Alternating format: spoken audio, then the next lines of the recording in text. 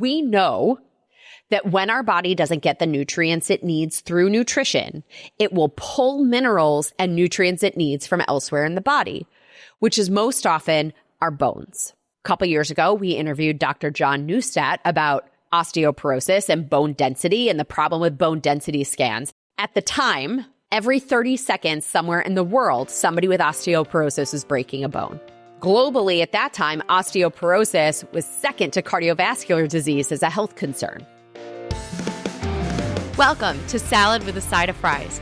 I'm your host, Jenn Trepeck, talking wellness and weight loss for real life. We're here to clear up the myths, misinformation, bad science, and marketing to teach you how to eat and how to cheat. Are you ready? I'm having salad with a side of fries. Hey friend, welcome back to Salad with a Side of Fries. I'm Jenn Trepeck, your host and health coach, here with you every week for Wellness Without the Weirdness. And joining me today is my friend and colleague, Brandy. Brandy, welcome back. Hey, thank you, Jen. Thanks for having me on this show. Yeah. And I said this to you before we started recording. Today is a little bit of a different kind of episode for our corner of the internet, our little community over here. So this is a little bit of a soapbox for me. More like soapbox moment. Right? This is definitely more like of an op-ed, an opinion piece, if you will. And right at the jump, I want to share with everybody kind of where this is coming from.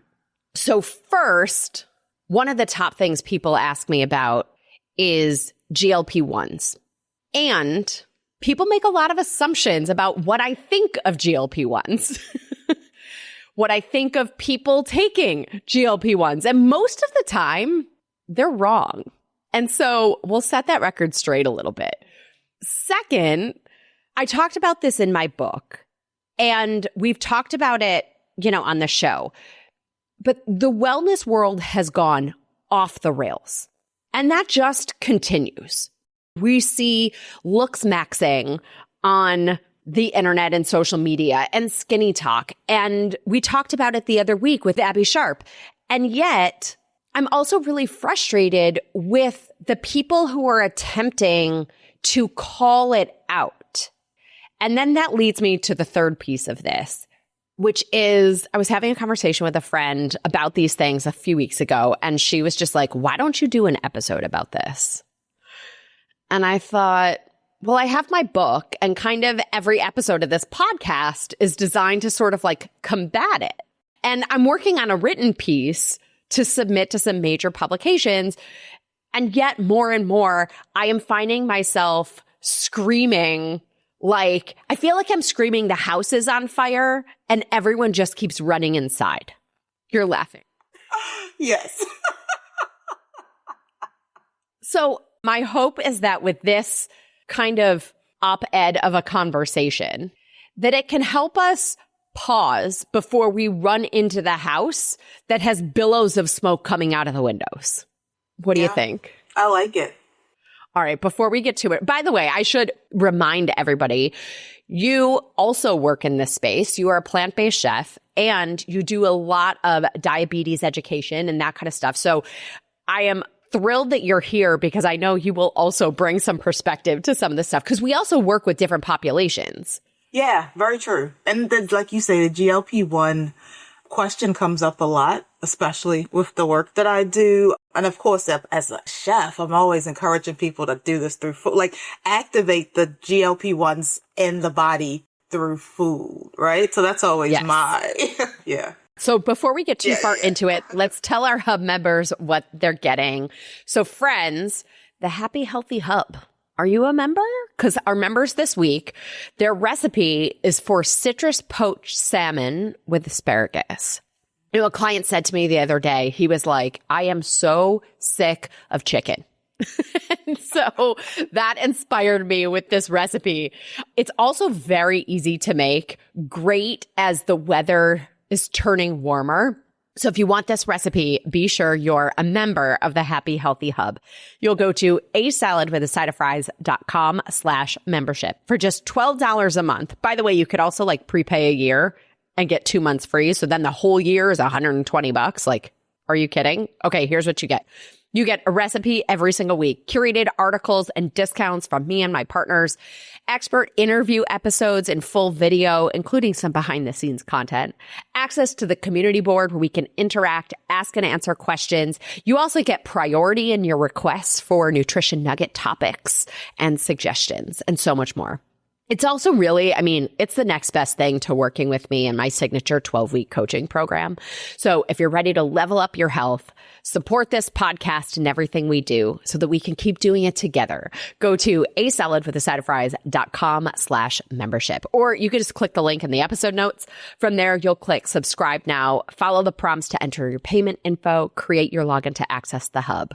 Again, you'll go to asaladwithaside-of-fries.com/membership, and you'll be all set to get this week's recipe for the citrus poached salmon with asparagus. Okay, so I think the tipping point for me talking about all of this so much was Kara Swisher.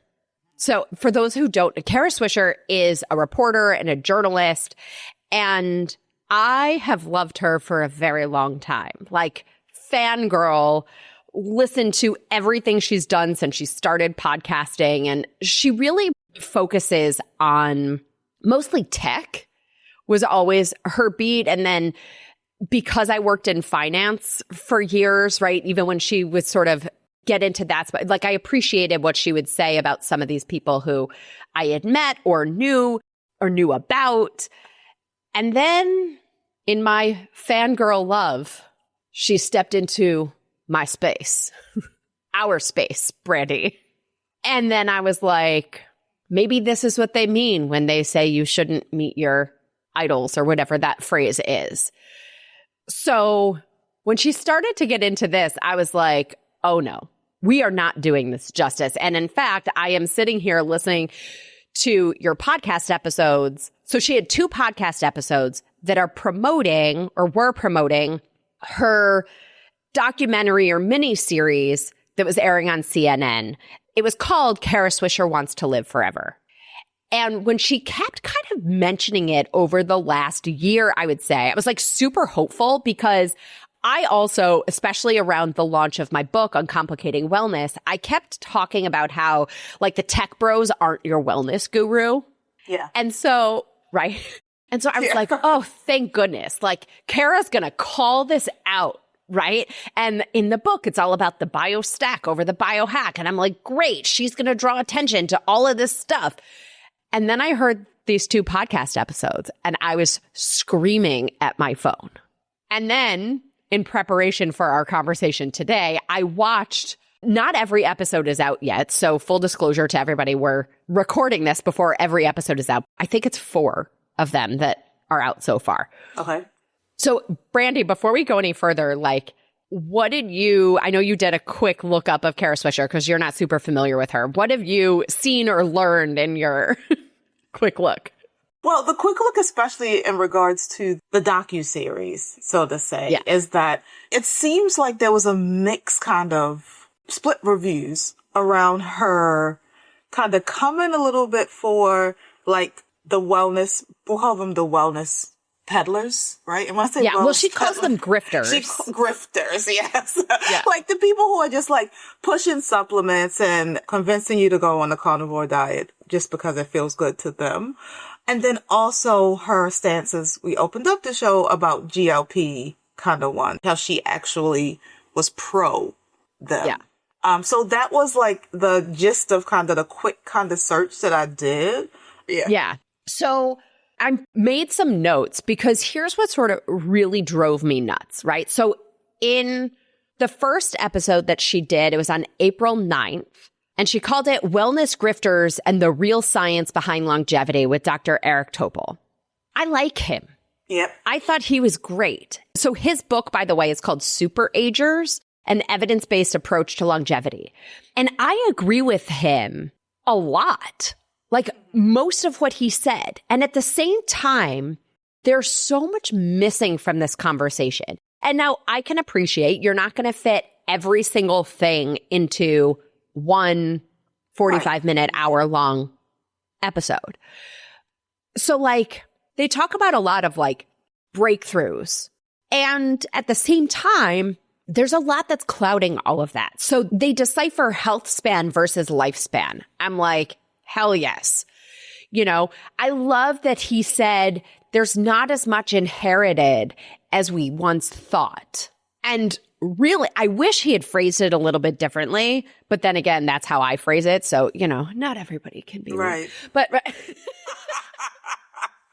like the way we talk about it is that it's not just your genetics that you inherit from your family. You also inherit lifestyle choices. And essentially what he was saying is that lifestyle is much more of this determining factor than we thought, and genetics is less a determining factor than we once thought. I love that they talked about, you know, sleep as a priority, but then their big convo was all about cancer. The conversation was about cancer in what way? Like, as the major thing cutting health span. Oh, yeah, no. Okay, got it. Okay, well, let's be clear. Cardiovascular disease is the number one cause of death in this country. So it was sort of like, why aren't we addressing the elephant in the room? And then he's a big fan of GLP-1s. We see in her documentary, she's a big fan of GLP-1s. He calls it the safest and most potent way to reduce inflammation. And she says, yes. And she does add that we need more research, but they really just gloss over that.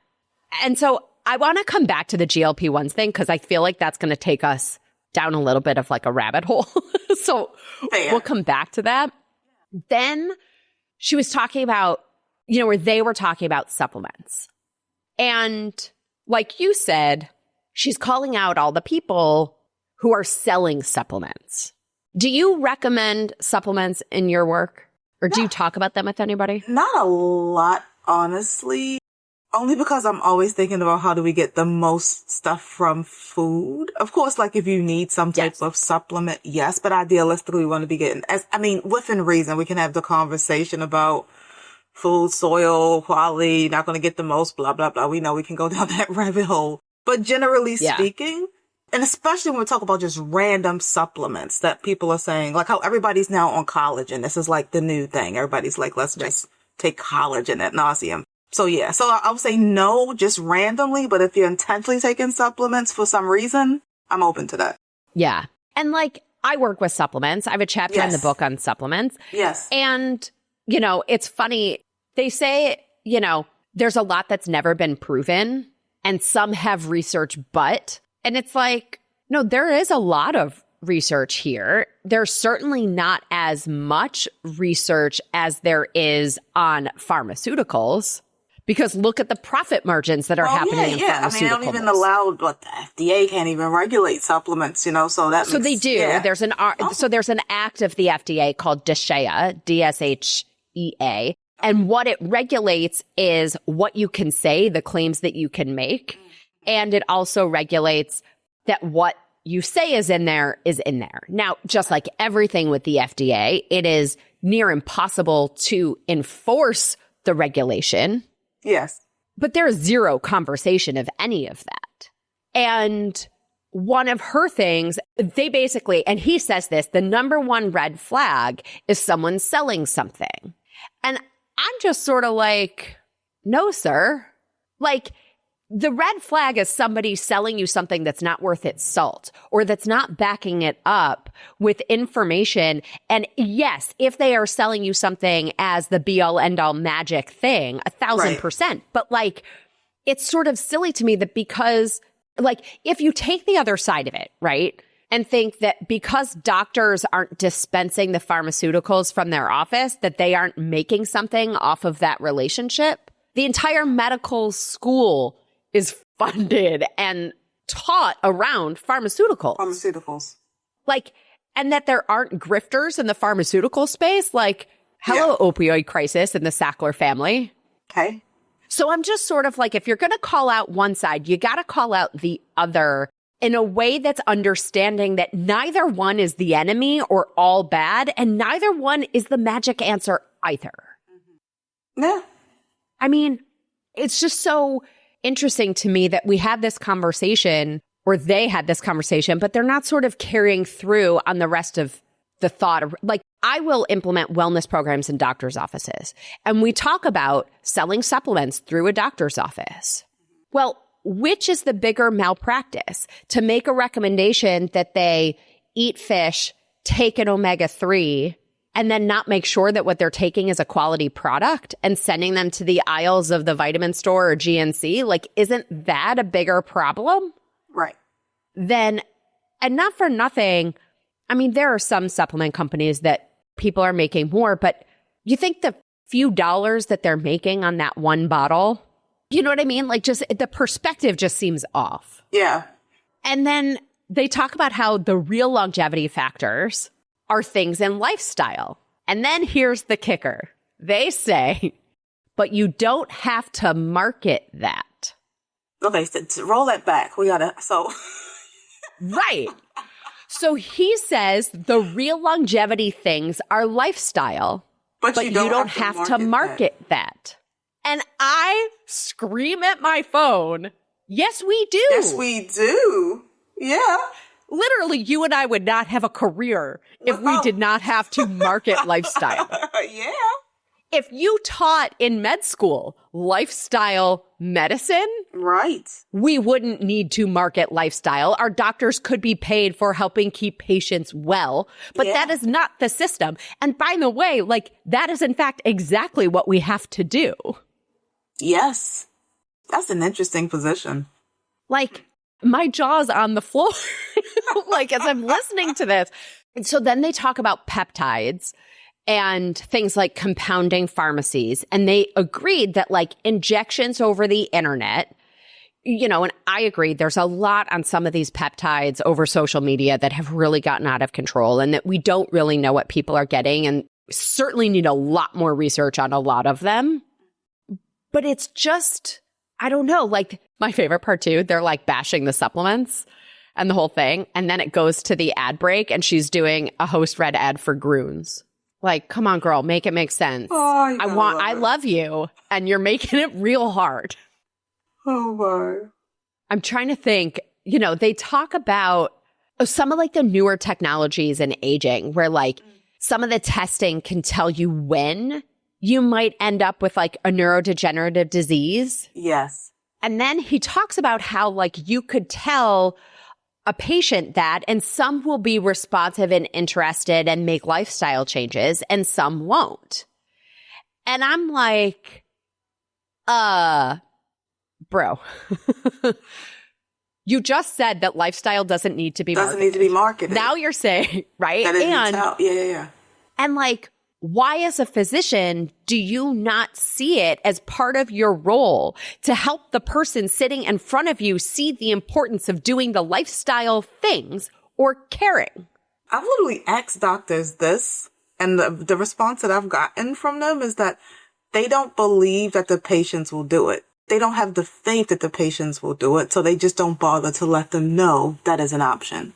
Well, and how sad is that we don't have enough faith in humanity? And it goes back to marketing lifestyle, because if you leave it all to social media and the quote unquote wellness industry that I agree has gone, you know, off the deep end, that like, yes, it does seem wild and near impossible to do the things. And at the same time, if you said, hey, could you go for a 10-minute walk after each time you eat? Could you start the day with water before your coffee? Could you eat more than 3 colors of foods in a day? Like, part of me wants to say, like, where's the malpractice there? Yeah. I don't know. I mean, like, I don't know why our medical system thinks that that's not part of their role as a physician and to help communicate and help a patient understand. Now, I get that our doctors do not have the time because of how our medical system works, right? They don't have the time to spend with patients. They don't have the education either to have those conversations. But like, I'm teaching a continuing medical education course Labor Day weekend, and a lot of what we're talking about is how you talk to the patient for them to be open and receptive to the things that you're suggesting. Mm-hmm. Like, it can be learned. I mean, I think it can be fun, let alone learn. I think people actually would be excited about it. I mean, like you just said, right? You're like, okay, can we eat more than 3 colors in a day? Right? If it was a challenge that you gave yourself every day to eat 10, like how much fun would it be to go around attempting to find like 10 different colors to eat? But I don't think they see it that way. Yeah. But again, like if we talked about it in that way, if we framed it in that way, does it have to be so daunting? I don't think so. No. But if you come from the belief that it's not going to be done anyway, it's like, why even bother? Right. Yeah. Right. And then they do mention like ultra processed foods, and they do talk about sort of big food having tremendous lobbying power. In my opinion, they didn't give that enough airtime.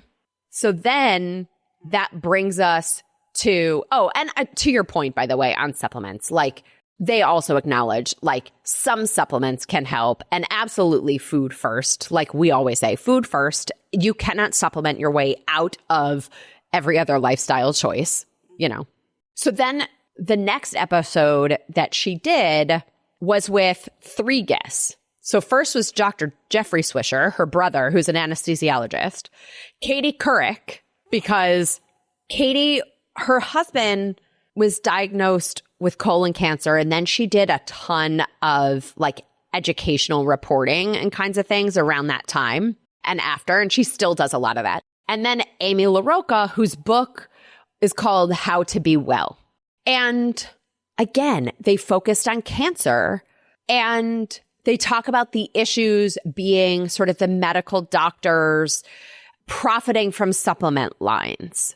Like, it's just interesting. They say, you know, healthy diet is the first line of defense. And I'm like, yes, now who's teaching that? Because our doctors haven't learned it. They're not teaching it. I know quite a few people who are actually health teachers in schools. They aren't teaching what we know. Mm-hmm. Like I always say, we're given these bodies and we're expected to know what to do with them. They also ignored sort of like the medical education and the silos in our healthcare system, and that they have to see 200 patients in 10 minutes. Obviously, I'm exaggerating. But in order to keep the lights on. Yeah. You know, so to some degree, like, how can we blame the doctors either? Because it's also not in their education. And if they are going to learn these things, it's on them to go seek it out. And then in this one, so Katie Couric like pushed back on the supplements a little bit, but they talked about how, you know, like the wellness industry is not constrained. And, you know, it's basically like who can pay for it and pay attention to it. And then Katie Couric's whole thing is about early detection. Like, okay, fair. When do we talk about prevention? Like, I'm over here screaming at the phone. Like, it's too late. I mean, it's not always too late. You know, early detection is 1,000% helpful, but it's also not the be all end all. And she talks about, like they talk about in this episode, how younger and younger people are being diagnosed with advanced colorectal cancer. And then she's like, why is this happening? And I'm over here going, we know why. No one is eating fiber. Doctors are telling their patients that it is okay to poop every couple days. It is not. It's really not. And they also tell them to just take like Mucinex. Like they're not even telling them to eat fiber-rich foods. Or like, yeah, Mucilax. Not Mucinex, wrong thing. Metamucil. Metamucil, thank you. I'm like, Mucilax. The other M thing. I'm like, hold on, that's wrong. But yes, all of the things. Yes. Yeah. And she says it's a confluence of things, correct? You know, the food supply, the lack of fiber, the food-like substances and ultra-processed foods, the sedentary lifestyle, it's everything. But then it goes back to this piece of like, but no one wants to talk about lifestyle because apparently lifestyle doesn't need to be marketed. But like, if we could approach these things, that's where prevention is. Yeah. And they talk about like technology and treatments and how amazing that is. You know, the woman who wrote Amy LaRocca, her book, How to Be Well, she is like so anti everything. She's like, supplements don't work. Everything is a crock. Like, don't spend your money on anything. And there is a lot of stuff out there that isn't worth the money. Like red light can be helpful, but you have to do it all the time to really get the benefit of it. Yeah. Or all of these, or a lot of these things that like we think are just going to be this magic pill or magic purchase. And I don't know, like I'm sort of overall, then when we get to her show, the whole show is like 6 episodes or something. Okay. She tries ketamine. She tries this sound pod thing that's a bit of like a sound bath. She tries all of these things. And she's basically like, I'm trying it so you don't have to. Uh-huh. And then she says, really what you need is eat well, exercise, and sleep. Okay. Well, if those are the only things that matter, then why are you doing the episode on loneliness? Why are you, like, it just feels like everyone's talking out of both sides of their mouth instead of just saying, all of these things need our attention, and these things need our attention before we go to the cold plunge. Yeah. Yeah. The cold plunge is like gravy. Right. Right. Yes. Yeah. And I just think, when they talk about the grifters, it's like, can we just not throw the baby out with the bathwater? Not all supplements are the same. Correct. Not all influencers are the same. True. I guess, though, the question becomes, right, how do you decipher?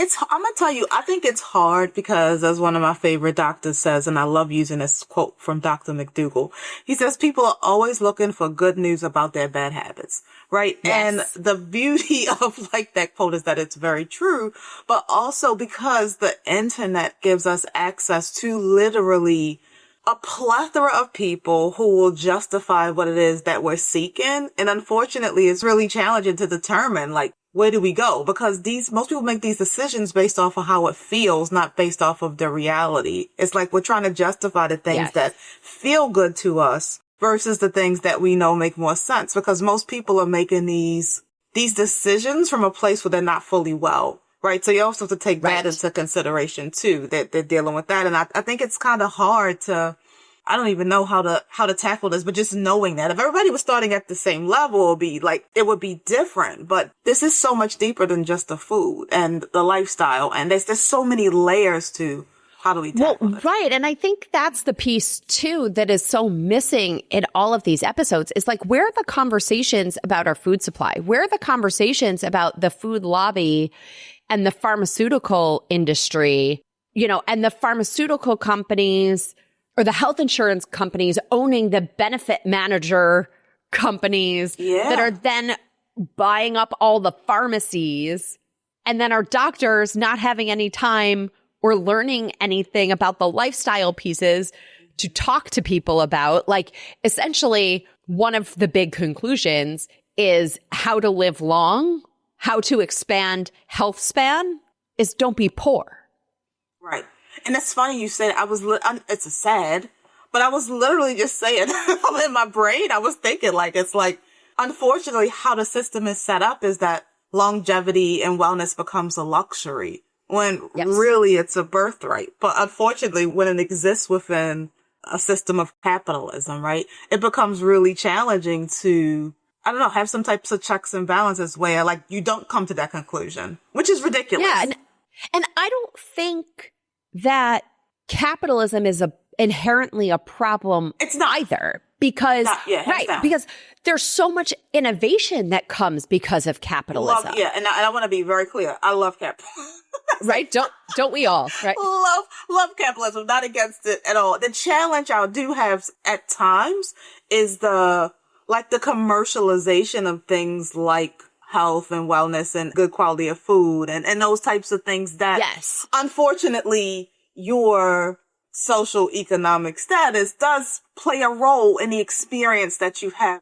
Yes. And I have some thoughts on that. And frankly, I'm frustrated and disappointed that conversation hasn't, at least in the episodes that I've seen, made it into this conversation that they're having. Yeah. All right, let's pause here to highlight our sponsor for this episode, and then we'll come back and keep kind of going down this road and get to the GLP-1 things. Sounds good.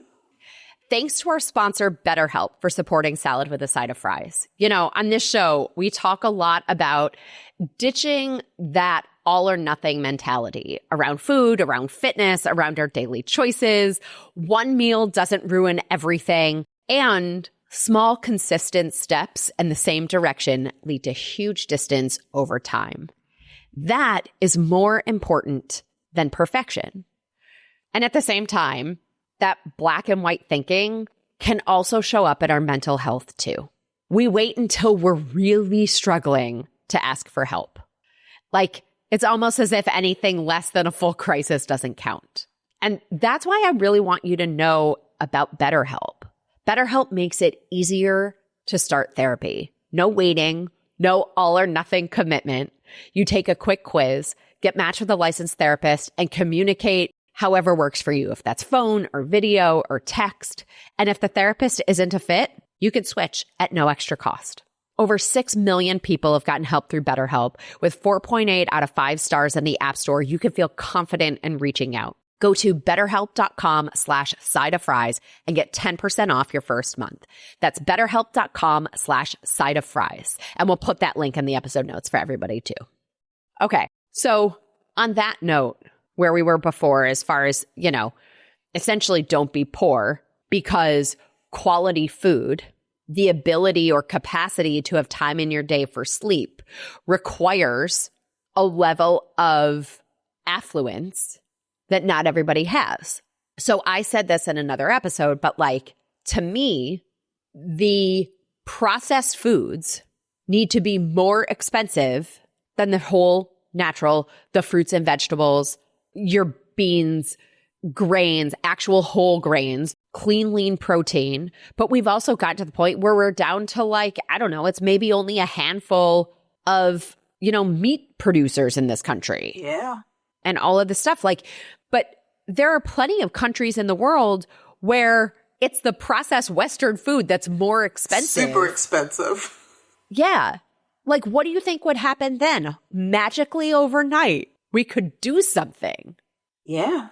I mean, you find loads of food at incredibly affordable prices in this city. It is. Would you be willing to share a couple of your tips or hacks for finding it? Because not everybody lives here, but maybe there are things that they could look for in their neighborhood. Yeah, I think in general, it really comes down to thinking about eating in the season. I know that seems like an obvious choice, like an obvious thing, but it really does make a difference. When you eat things in season, they literally just cost less by default. You try to get strawberries in the middle of the winter, you're going to spend $11.99 a pint, which is crazy. You get them in season, it's going to be $2.99. And we're talking about organic. We're not talking about conventional. It's insane the difference in season eating, right? So that's definitely a hack. In addition, a lot of the ethnic, especially in New York, I don't know, in other cities, we have a plethora of, say, ethnic grocery stores, things that are specific to people's culture. So if there's a Mexican grocery store, an Asian grocery store, an Indian grocery store, getting produce from those places is always a lot more economical than actually getting it from the grocery store. And because a lot of times, like you mentioned, in other countries, people are actually used to eating fresh produce. That's what they do. That's the processed stuff is the exception versus the rule, how it is here. So not only is it going to be cheaper, a lot of times the quality is better too, simply because they're turning it over a lot faster. And they tend to also buy within their community of people. Some people are actually growing it. I actually got some literally curry leaves. Crazy. Not just curry powder, the actual leaves. They were 49 cents for a bag. It was insane. From the Indian grocery store. Yeah. Wow. Yeah. So it's those little things that make a difference. I mean, you try to buy, say, miso from the grocery store, miso paste is going to cost you $12 for I don't know, 4 ounces. You go to the Japanese grocery store and you're going to get it for $3.99 for the exact same thing. So those are definitely hacks. And also don't be scared to go to that part of the grocery store that everything's kind of on sale because it's going to go bad that day-ish. When I say ish, it's if you don't use it in the next 24 to 48 hours, you're not going to use that stuff for a salad, right? We're not going to make a salad with the things from that particular section, but we can do something that we're going to cook down with other ingredients. I love this. You're magical. We're going to have you come back to talk more about these things. So the idea of these food choices and the fact that so many people in our country end up with metabolic dysfunction and dysregulation and needing blood sugar support because of the processed food. So that brings us to this whole conversation of glucagon-like peptides, GLP-1s. Yes, GLP-1s. So every time she talks to people about them, she only talks to people who love them. Interesting. That seems like real solid journalism right there. Right. And that's why I'm like, Kara, I'm so disappointed. Like, come on. And so, it brings me to this piece of like, they talked about it with some peptides, right? Because now we have like a whole army of peptides. But my favorite is now when people use the word peptide as like the euphemism for their GLP when they want to hide that they're on one. I love it. So I know.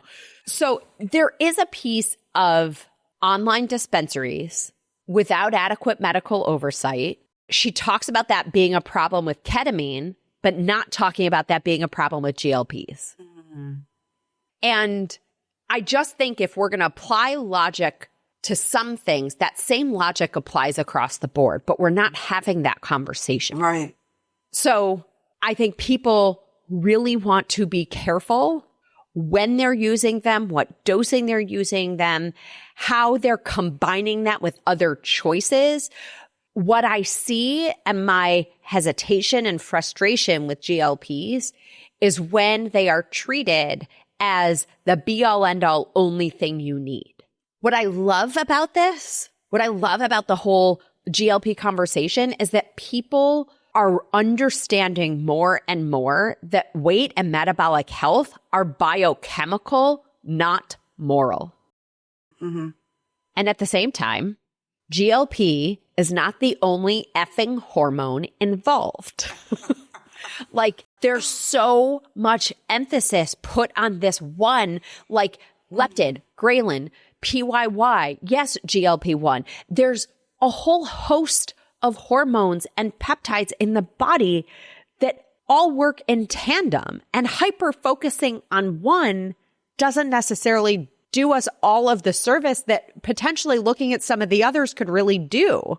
And if we did, right, there are just so many other options and so many ways to sort of round this out. And thinking of GLP-1s as this magical concoction that's going to solve inflammation and blood sugar and longevity and cholesterol and sleep apnea and mm-hmm. is what leads me to say that I believe GLPs are our generation's statin drug. Mm-hmm. I like that. I like that saying. Yeah. Makes sense. Yeah.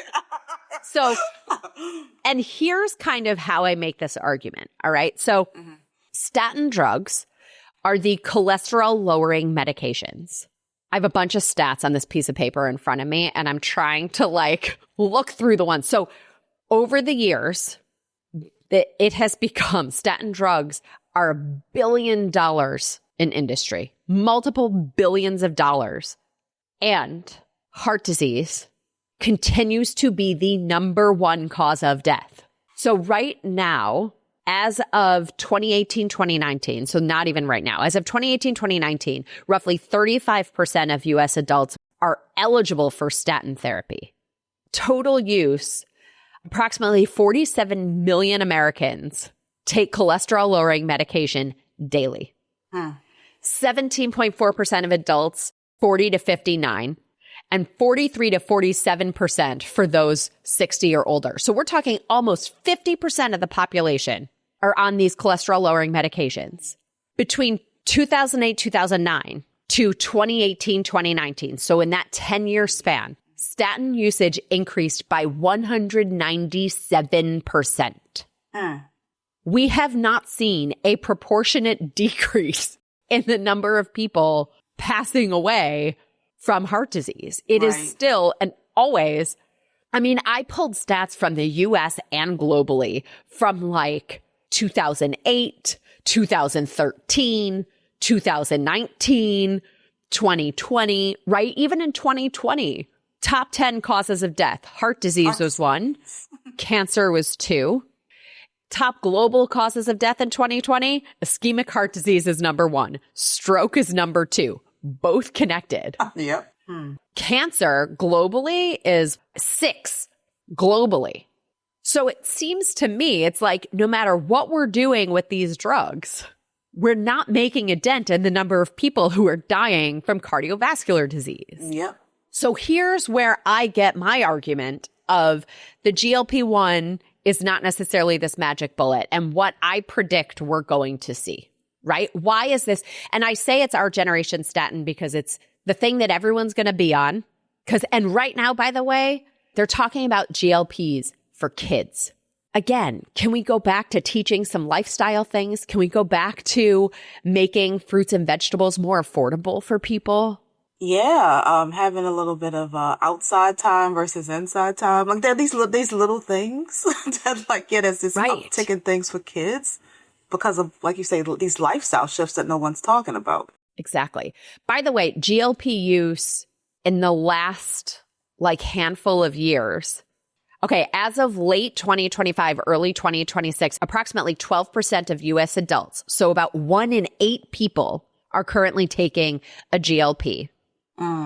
I would argue it is becoming more and more. In people I know, it's more than 1 in 8. Yeah. So here's what I predict. Let me also say this. If GLPs are used in isolation, viewed as the magic answer, and not paired with lifestyle, not paired with movement, not paired with understanding nutrition, not paired with other things that will also allow us to go off of these medications. Correct. Here's what I see happening. We are going to see an increase in osteoporosis. So we know that when our body doesn't get the nutrients it needs through nutrition, it will pull minerals and nutrients it needs from elsewhere in the body, which is most often our bones. Yep. Well, a couple years ago, we interviewed Dr. John Neustadt about osteoporosis and bone density and the problem with bone density scans. And anyway, at the time, every 30 seconds somewhere in the world, somebody with osteoporosis is breaking a bone. Globally, at that time, osteoporosis was second to cardiovascular disease as a health concern. So if it was already that prevalent, and now a lot of people are taking GLP-1s, and what happens is that with eating less, we are eating less, and our body isn't necessarily getting all of the nutrients it needs. And then when we do eat, because I see this all the time with people, when they do eat, they justify less nutritious choices because the volume is going to compensate. Say more. I see you nodding. Yeah. Yes, all the time. I see it. I hear this all the time. And it's interesting because even when it causes them to be sick, I've seen people who are taking GLP-1s and then, like you say, because they're eating less, when they eat something, it's horrible. And their body rejects it in a way that's, because the body's like, what are you giving me? Because we've been told that what matters most is the number on the scale. And as long as that's lower, we're healthier. We're good. Yeah. Well, guess what? If you break a bone, so specifically hip fracture due to osteoporosis, it is a 36% chance that you're going to be dead within 1 year. Oh, wow. And an increased risk of dying is elevated for up to 10 years following that fracture. Wow. If we do not get a handle on this, all of the people, and I mean, imagine kids going on this now. Oh my goodness, yeah, that's a really and their bad bones plan. Potentially not even developing properly. Yeah. We don't think we're going to decrease overall lifespan and health span because of an over-reliance on a pharmaceutical. Here's the other piece of that, right? So that's sort of the bone density piece. Katie Couric, her big thing is colorectal cancer. That's everybody. Well, not everybody. That's the big buzzword right now. And we're seeing younger and younger people, it's increasing. I think it's now 1 in 5 new diagnoses of colorectal cancer are people under 55. Yeah. I know it's pretty high for that age range. Yes. And what do we know, right? We're not eating enough fiber, so we are not eliminating, which means that not only all of the toxins in our environment are not getting out of our system, but that our body is then reabsorbing those toxins because the stool is sitting there. We have to start talking about poop. We have to start talking about fiber, and not just fiber the way that we have now started to talk about protein, because dumping a ton of fiber powder in things is not the answer either. But we need to be having that conversation.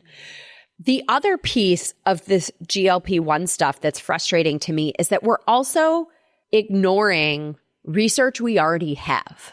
So I did an episode interviewing this researcher from the Netherlands about how our fat cells have memory. That essentially the DNA in our cells gets encoded for the obesogenic environment. And they looked at bariatric surgery patients, like gastric bypass, in their study. But we also see that when people go off of the GLPs, because we haven't coupled the GLP-1 with the lifestyle, the education, the nutrition, and all the other pieces to it, they are gaining the weight back faster than the bariatric surgery patients gain the weight back. Because our fat cells have memory on top of the fact that we haven't addressed all of these other things. So it's still biochemical. Yeah. There's other things at play. And then years and years ago, there was the Minnesota Starvation Experiment. And I did a nutrition nugget on this because essentially they were trying to figure out, how do you refeed people who have been starved for a very long time? And by the way, their definition of starving people was more than what people eat today on a GLP-1. Wow. I feel like I'm screaming, everybody's running into the house that has smoke coming out of the windows. Because I'm hoping that we can all just agree that pharma is part of how we got here. And just like with the tech companies and social media and AI, like they can't be the ones to solve and regulate the problems happening there. Pharma can't be the only way we see solving longevity and wellness and health in this country. And like Maha, pros and cons. I know a lot of the people over there personally. At the same time, to me, the way they're going about it is stepping over $100 bills to pick up pennies. Like, I agree the food dyes are a problem. Are they the thing that's going to flip a switch and help everybody eat fruits and vegetables? No, sir. No, ma'am. I don't know. Brandy, I've done a lot of talking today. What thoughts do you have? Help me wrap this up. It's interesting because we started this conversation about Kara, right? Yeah. A person, a journalist who is very much known for her work in tech, and that's her space. And she took a gander over into the world of wellness to do a story in this area, which really isn't her area. And I think it's just an opportunity for us, especially as you talk about like technological advances and access to information and how it begins to empower people in a way that can be sometimes a little bit irresponsible, because we, even with tools like I say, AI, access to different information, it still needs to be responsibly processed through experts in a space to be able to help to disseminate it in a way where it can be beneficial. And I think that for me, that's a lot of what this conversation is, and probably why you were like so frustrated by the response to this. It's like, okay.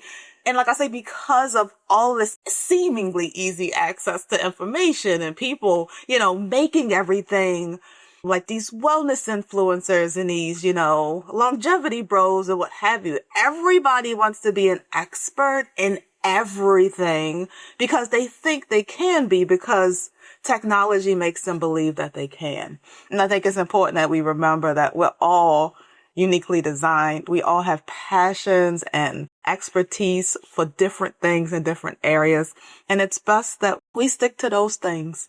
Yeah. Especially when we have influence. I think that's something too. I think there's a conversation too around the importance of responsibly leveraging your influence that we have to kind of let sink into after this conversation. So those thank you for that, because I think you're right. I mean, I'm even thinking about people who are telling me, well, AI told me to take this supplement. And it's like, okay, well, you told it best. How is it measuring best? Yes. Do we know? Have you asked? And then to your point too, I think there's also a major difference between public health and individual health. Yes, indeed. And that's what we don't spend enough time on. Yeah. And I think it's part of what our current federal health leadership doesn't totally understand. I think it's a lot of what the health influencers don't understand. Because something worked for you, yes, doesn't mean that it's going to work the same for the next person. And similarly with pharmaceuticals. Yep. I think because it makes a number on blood work change, there are also other things that come with it that we probably won't see till down the road. But if we can take a second and put some puzzle pieces together, could we adjust how we go about this? Could we ensure that somebody's profile, their hormone panel is in a place that will help the response to the GLP-1 instead of just saying, well, the number on the scale is going to go down and that's the goal. So good. Everything else is fine. Yeah. And I mean, it comes back down to our approach in general. It's like examining the whole, right? There's no one thing that's going to get us anywhere. Like you could have the best, food, the best health, but live in a horrible environment, be in some really stressful situations.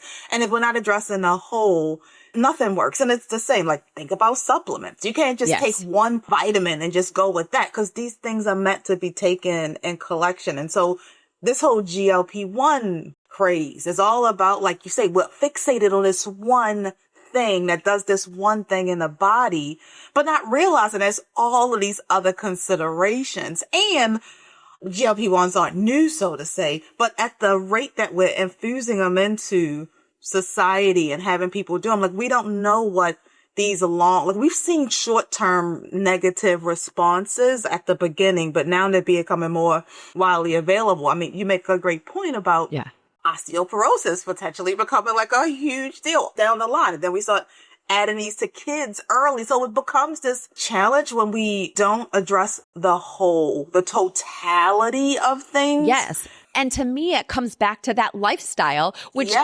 apparently they believe doesn't need to be marketed.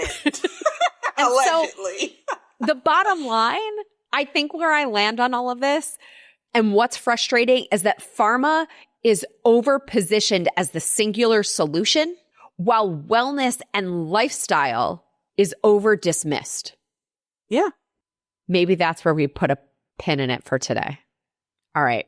On Friday and this week's bite-sized bonus episode Nutrition Nugget, we're talking about food allergy prevention. So the Salk Institute reached out to me with results from a recent study, which was interesting. So I spoke to one of the two researchers who did the study, and I'm going to share it all with you on Friday in this week's bite-sized bonus episode. So be sure wherever you're listening, click the plus sign or the follow button, and then your app will alert you when it goes live on Friday morning.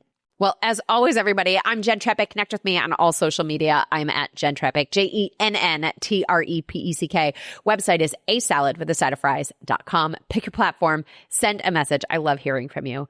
Brandy, thank you for being here this week. Thanks for having me. This is always fun to be here with you talking wellness. So thanks for the invite. Yes, I appreciate you.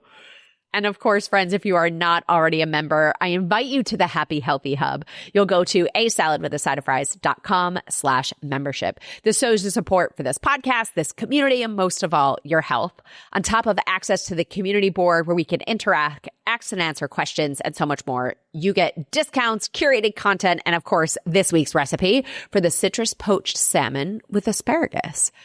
So until next week, remember, when hearing any information, even what you heard today, ask yourself about their bias, your own bias, absolutely follow the money, and apply your own critical thinking because it's usually nuance that is missing from the conversation.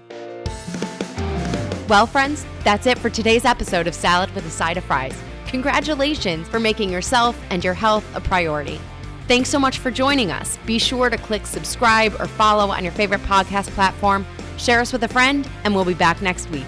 Always remember, you deserve it, and you are worth it. Happy healthy.